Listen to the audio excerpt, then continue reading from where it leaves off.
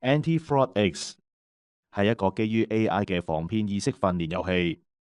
你可以選擇代入3種唔同嘅角色，分別係受害者、騙徒同埋防騙專家，進行一場行騙同埋被騙嘅攻防戰。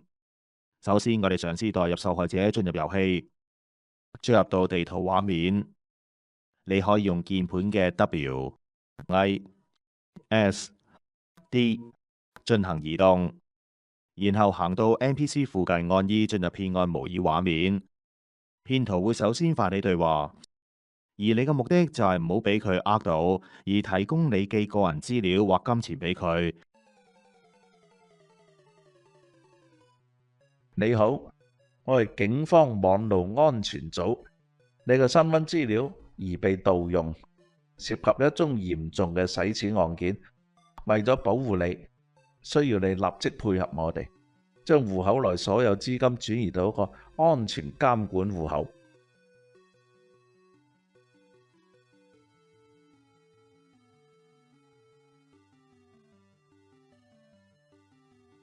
我要問下爸爸先喎。先生，事情緊急，你爸爸唔喺度，我哋又點樣聯絡到佢？我哋警方為咗保護你，先至會聯絡你，唔可以再拖延。切勿轉賬，這是冒充警方進行嘅詐騙。點解係詐騙？警方絕對唔會要求你轉賬至安全監管戶口。我想知多少少。先生，我明白你嘅疑慮，但係呢個情況非常緊急，我哋需要你立即將資金轉移，先至可以保護你嘅財產受進一步嘅損失。請你盡快配合。你收到嘅係冒充警方的詐騙電話，警方唔會要求你轉賬至任何安全監管戶口。真正的警方辦案唔會咁樣進行。點轉錢俾你啊？先生，請你透過網上銀行將資金轉入我哋提供嘅指定安全戶口。請盡快操作，我會喺度指導你完成。停止轉賬，這是冒充警方嘅詐騙。警方絕對唔會要求你轉賬至任何安全監管戶口。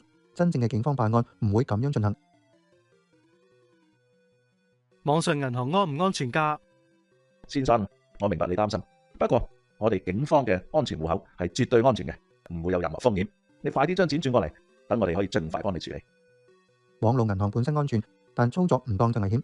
騙徒會假冒銀行職員，誘導你轉賬，佢哋會用安全戶口嘅說法呃你。唔好啦，先生，時間緊迫，請立即打開網上銀行，將資金轉入我哋提供嘅指定安全戶口。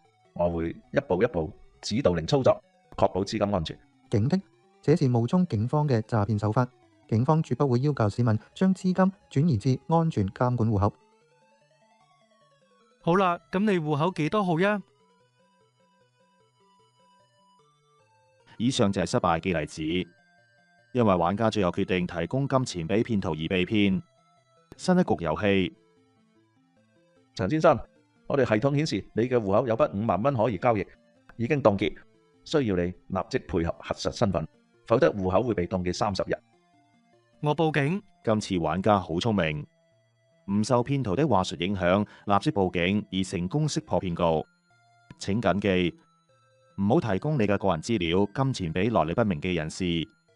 遇到可疑嘅情況可以打防騙21822熱線，向香港警務處反詐騙協調中心或報警求助。